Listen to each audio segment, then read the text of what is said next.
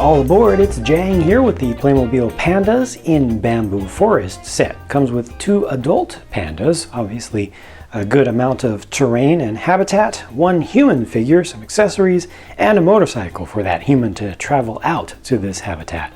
I really like this terrain piece. It's mostly one piece, the rocks and the grassy area. The grassy area is a paint application. It's a very flat or matte color, so it has very little shine to it. That makes it feel a little bit more realistic. You place the bamboo plants in there yourself, as well as a little bit of other foliage, and just a couple of the rocks get attached, and most of it is just one piece. But I like the shaping of it. It gives you plenty of opportunities to place the pandas around there in different places, and you can have, you know, a little traveling, like the little cub can be learning to safely cross the little bridge there. You can have, you know, a little spot for him to just be hanging around or observing the little one, you know, for the adult. And it also has some space underneath. I'll show you in just a second, but there's also a tree up here with a pretty light colored trunk to it, so very light colored bark. You see that the green coloring comes all the way down the sides, so this actually looks pretty good from all sides, and it's shaped up from all sides, so it doesn't really have just a single camera friendly angle to it, and I very much appreciate that. It's designed for kids to enjoy from every angle, you know, and to not be limited to one area where it looks good and everything else looks kind of hollow. It is hollow though. It is hollow on the inside, and that's to have some space for the pandas to be able to rest in the evening, so they can actually fit under there. It's, you know, it's a little bit of a limited space, but you can put all of them under there. It's plenty of room. It goes all the way under here and all the way under this side. So, you know, just provide some extra usable space, and you can also just pose them there. I think even that looks good. You know, just put a couple of them down there and just see a whole family that's just going all around exploring. This is really, really nicely done. It's just very positive. I like the brightness of the green. I appreciate that the kind of grassy terrain covering with that paint is not glossy, is not shiny. It just feels very happy and positive and kind of believable too. The pandas themselves, of course, are very important, and I think that these are pretty nice models. They give you the option of having them walking around on all 4, or standing up, or sitting down with the adults. The cubs don't have any articulation to their legs, so you can't move the legs up and down, but you can move the head up and down, as you see, which does, you know, bring a good amount of life to them, I think. And with these, if you want to have them looking like that, you can also kind of make it look like it's sitting, or kind of leaning up against perhaps some bamboo that it's trying to learn to climb up to get to the leaves.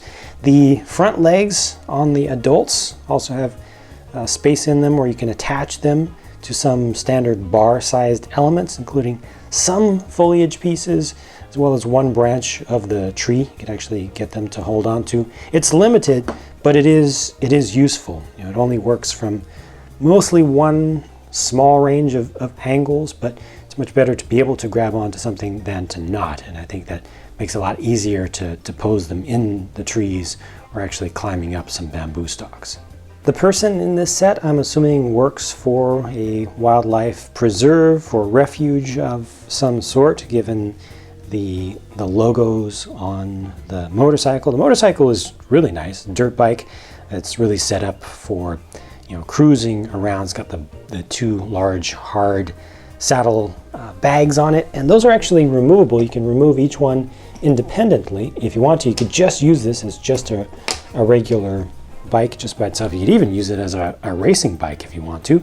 Each of these hard bags here are able to open up, and you can put some stuff inside, but not all of the accessories that are included in the set will actually fit into there gracefully. Especially the camera, I found, can be placed in there, but it's a very tight squeeze, and then it's difficult to get it out.